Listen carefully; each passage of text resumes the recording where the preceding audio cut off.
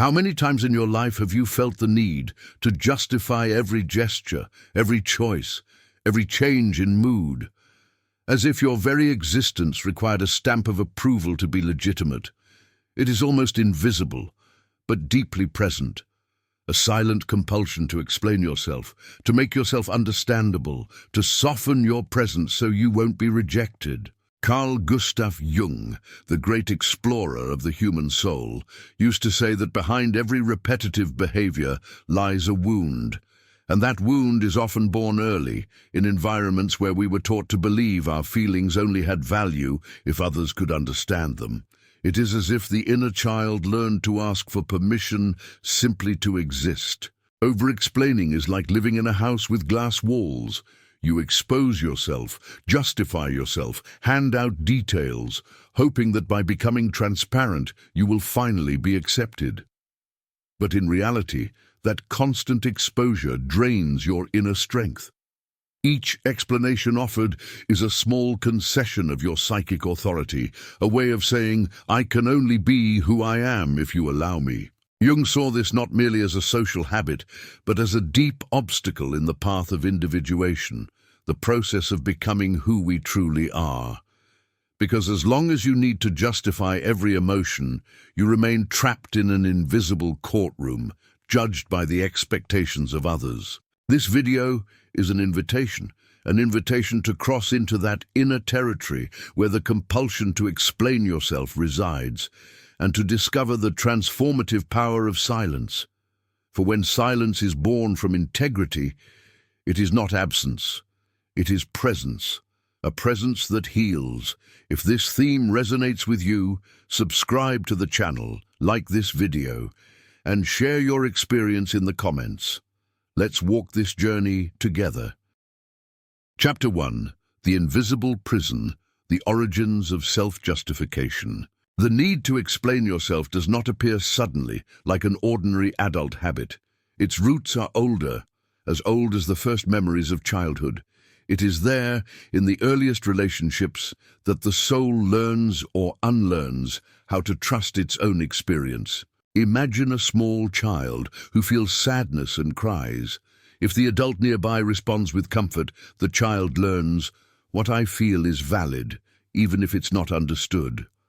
But if the response is harsh, "Don't cry, you're exaggerating. Stop being dramatic. There's no reason to feel this way," the silent message is recorded.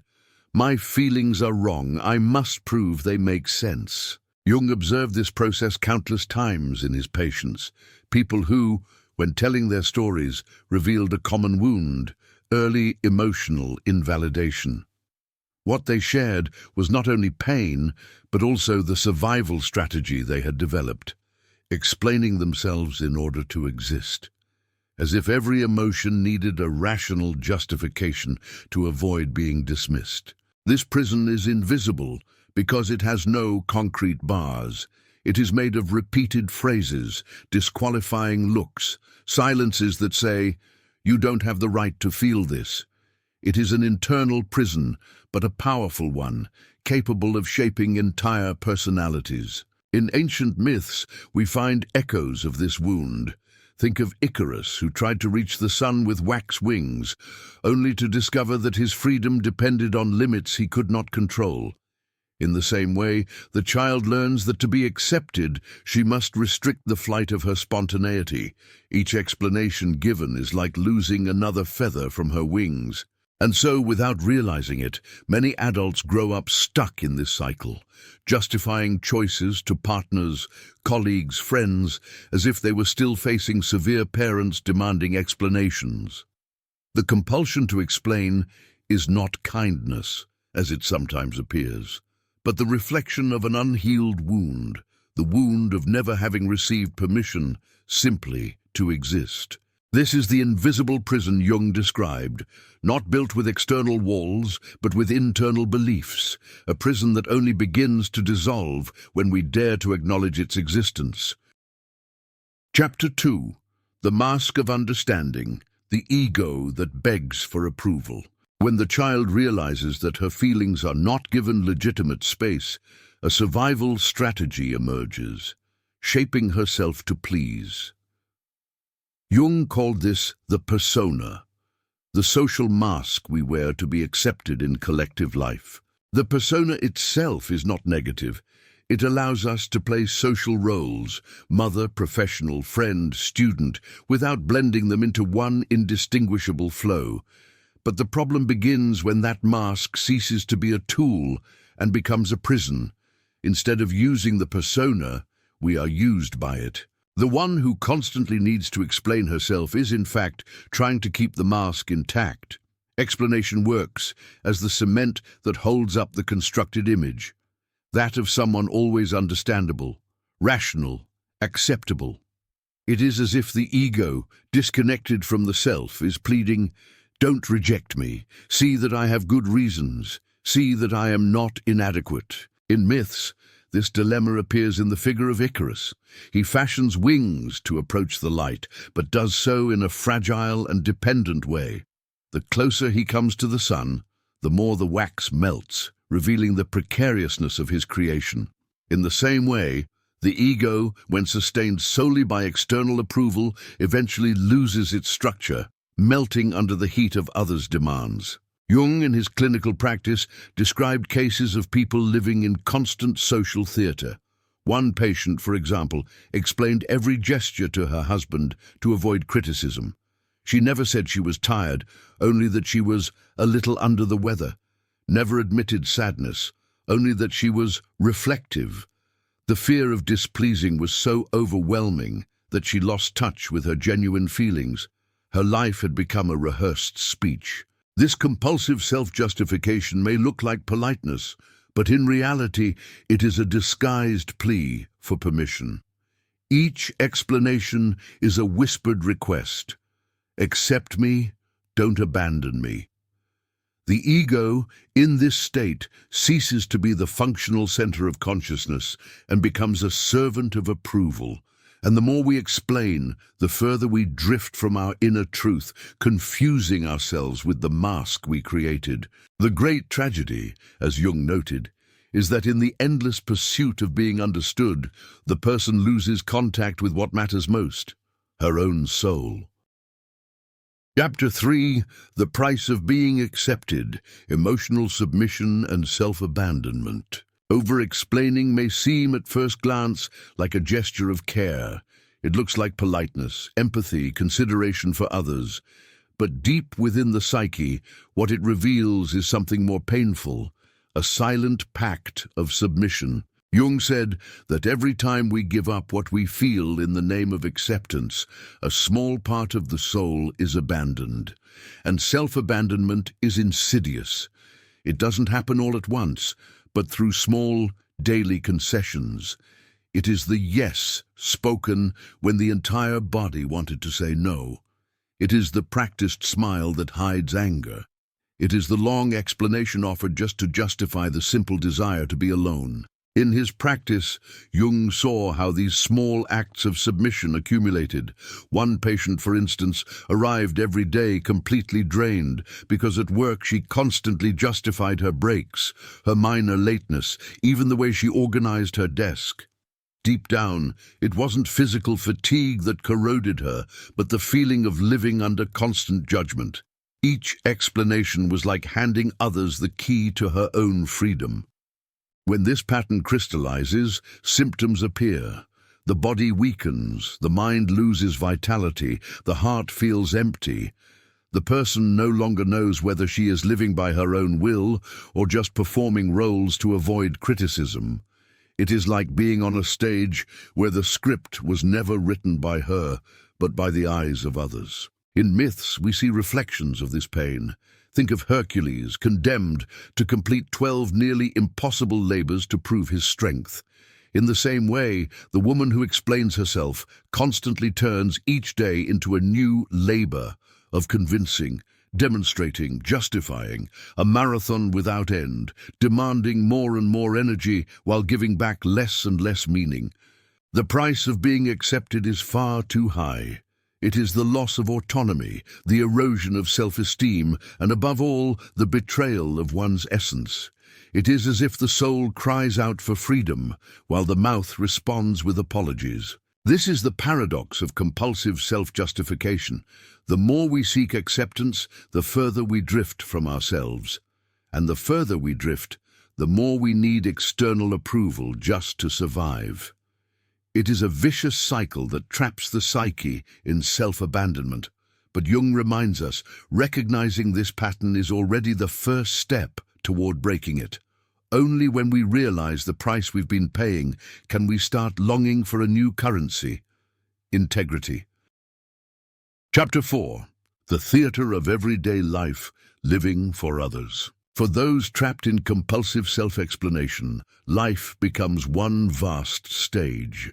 Every gesture seems rehearsed, every word chosen not for its truth, but for the effect it will have on the audience. It is as if the person were an actress in a play whose script had been written by others: parents, partners, teachers, bosses, society itself. Jung saw this phenomenon as a clear sign of disconnection from the self, the center of psychic wholeness. The ego, instead of serving as a functional organizer of consciousness, becomes a puppet, responding only to external expectations. Life ceases to be lived from the inside out and is instead performed from the outside in. A common example appears in intimate relationships. Picture a woman who, when she feels the need for space, quickly justifies, "It's not that I don't love you, I'm just tired." Or someone who, when expressing sadness, says, "It's nothing serious, just a phase." Each explanation is a theatrical act that protects the relationship but sacrifices authenticity. This social theater is exhausting because, like any performance, it takes energy to keep it up. The problem is that in this case, the audience is never satisfied. No matter how much the protagonist explains her motives, there will always be new demands, new roles to perform.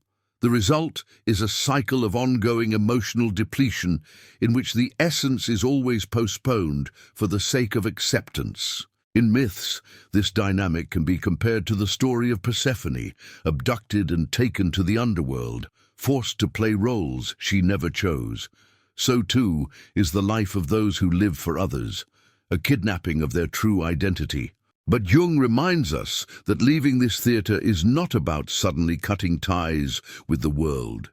It is about beginning to choose which roles still make sense. What is authentic expression, and what is merely performance? That is the question that opens the door to change. And so I ask you to reflect. In what moments of your life do you feel you are acting rather than living? Write it in the comments. This sharing may be the beginning of a new chapter of truth in your story. Chapter 5. The Silence That Frightens, the Discomfort of Not Explaining. When someone decides to break the habit of over-explaining, the first feeling is not freedom, it is unease. The silence that appears is not immediate peace, but a strange emptiness, almost unbearable. As if, by refusing to explain, we were dragged off stage and left in a dark space, without a script and without applause. Jung observed that when the psyche is deprived of old defense mechanisms, it reveals just how much it still lacks an inner authority. Silence, in this case, acts as a mirror. It exposes the fragility of an identity that has always depended on external approval to exist. This discomfort recalls the myth of Inanna, the Sumerian goddess who descends into the underworld. At each gate, she is forced to surrender a garment, a jewel, a crown, until she stands naked before the darkness. So too with those who give up the compulsion to explain themselves. With each silence, they lose a shield, a justification, a mask, until nothing remains but essence, fragile yet true. In daily life, this process is subtle yet intense. Imagine not replying to a message with excuses or ending a conversation without providing detailed reasons.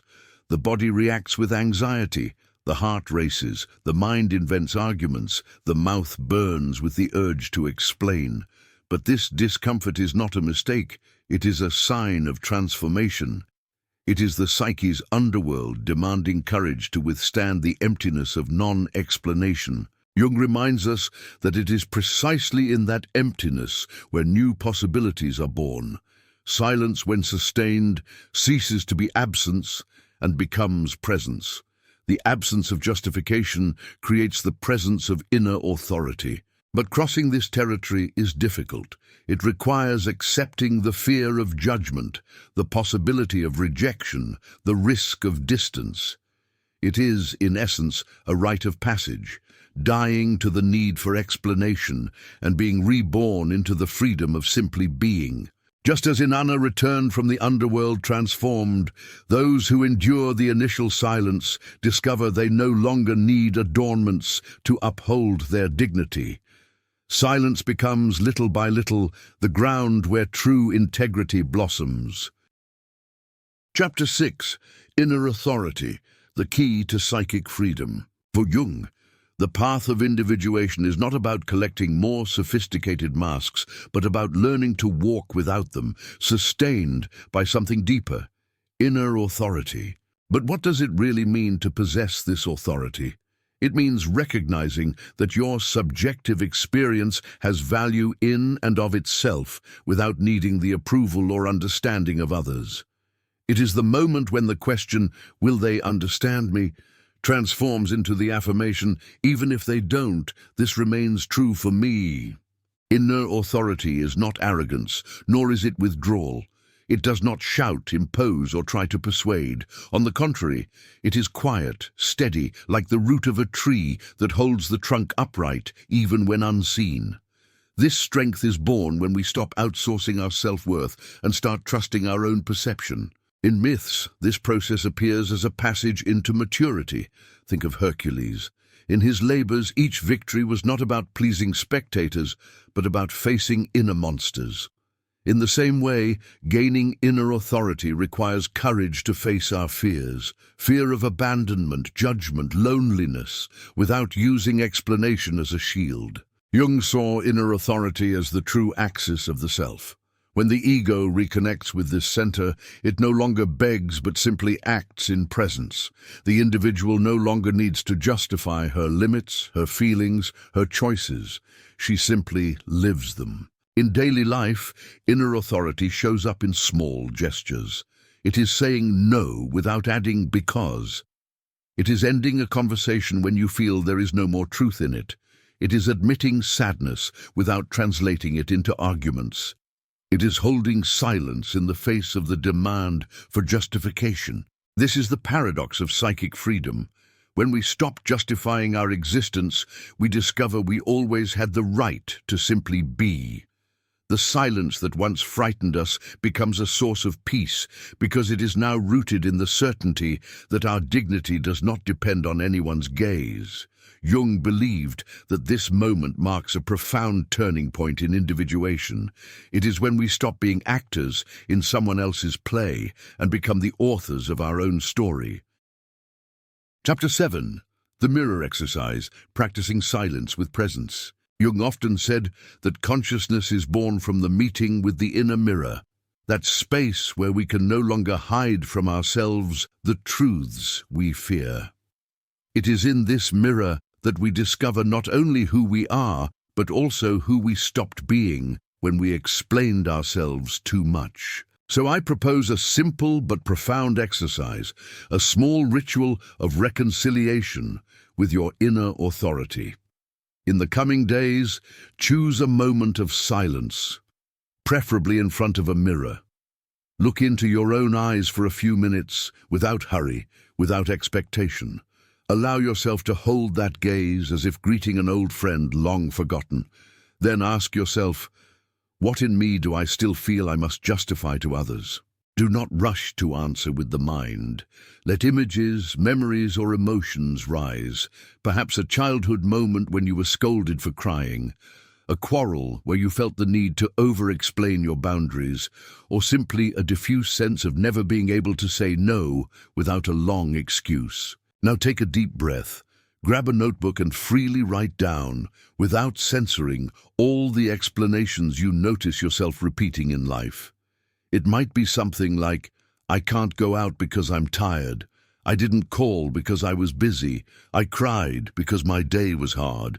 Write them as if emptying an old drawer. Next, read each phrase out loud in front of the mirror. After each one, say to yourself, I don't need to justify this. I have the right to feel, to choose, to exist. This simple act has immense symbolic power. It breaks, even if for an instant, the silent pact of submission we've carried since childhood. It is like Inanna shedding her garments in the underworld. Each explanation abandoned is a piece of armor left behind, revealing a deeper integrity. To deepen the practice, choose a day to live without explaining yourself. If someone asks, respond with simplicity, without elaborating. Notice how your body reacts. Your heart may race. You may feel the urge to fill the silence. Breathe, hold it, allow yourself to feel. That discomfort is part of the healing. Over time, this practice turns silence into presence. It teaches that we don't need to translate our truths to be worthy of them. The mirror, in this process, is not just an object. It is the reflection of a soul finally recognizing itself. Chapter 8.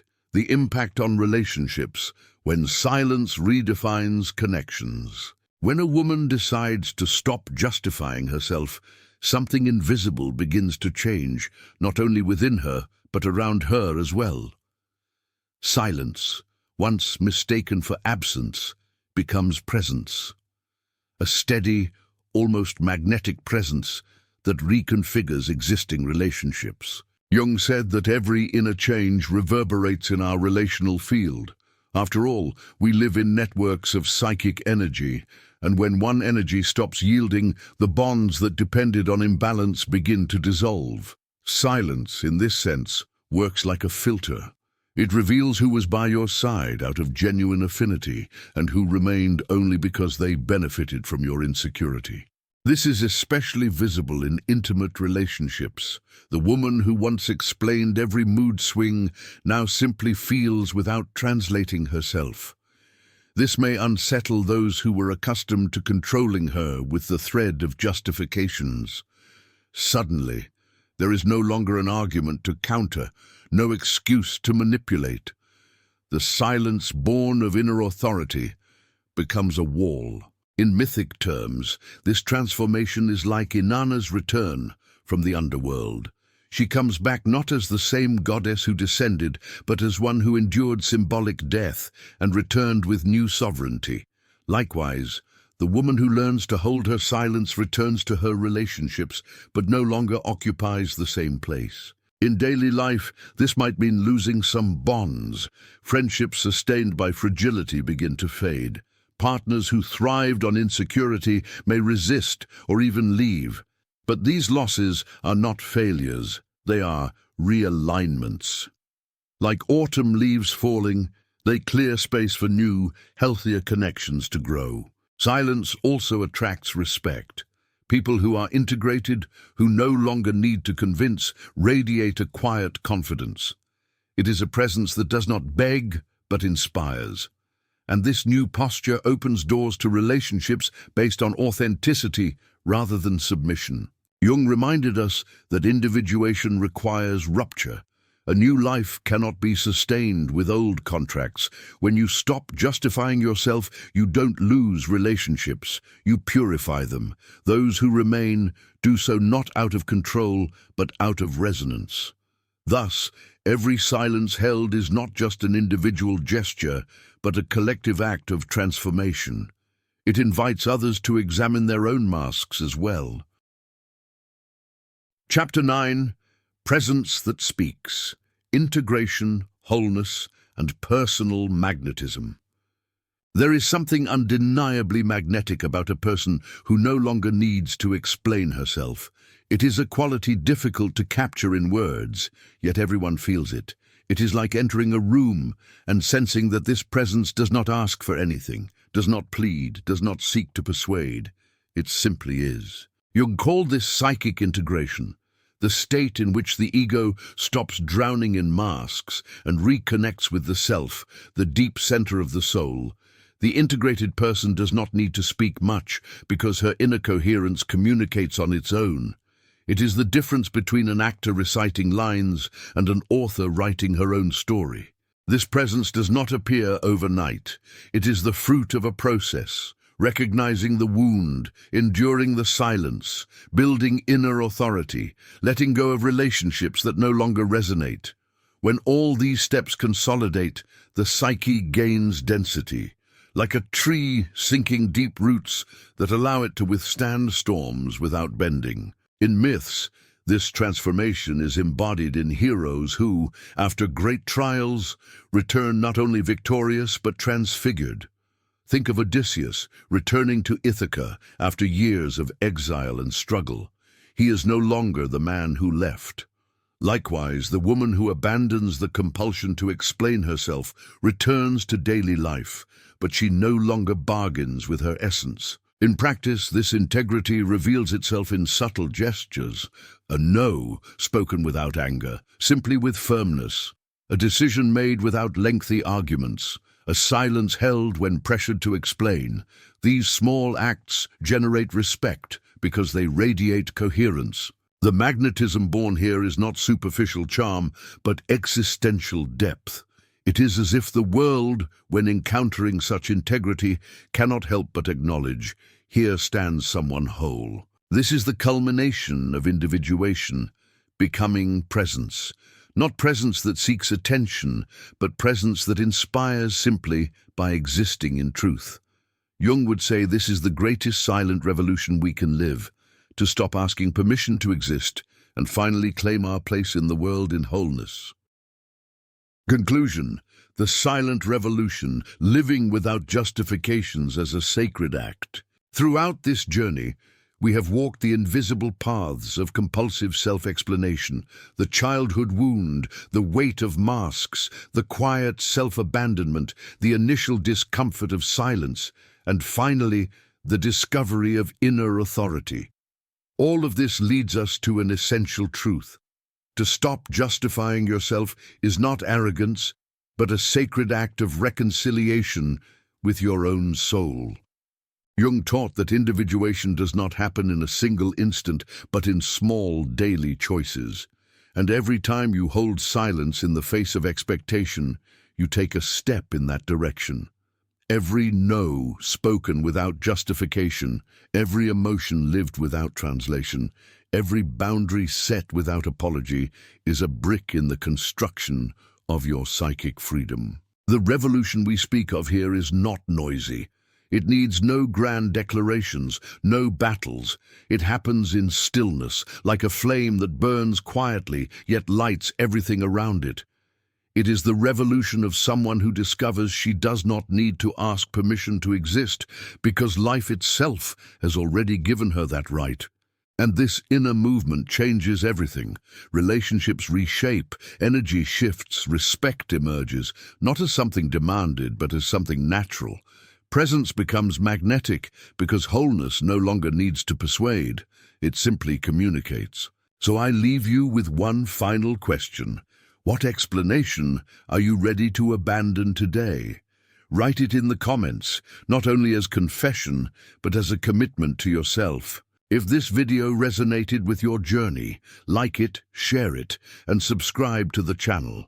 That way, more people can find this path of silent freedom. And don't miss the next video, where we will continue to explore the symbols and archetypes that guide us toward a more authentic whole life. Because in the end, true power is not in convincing the world. It is in being faithful to yourself, in silence, in presence.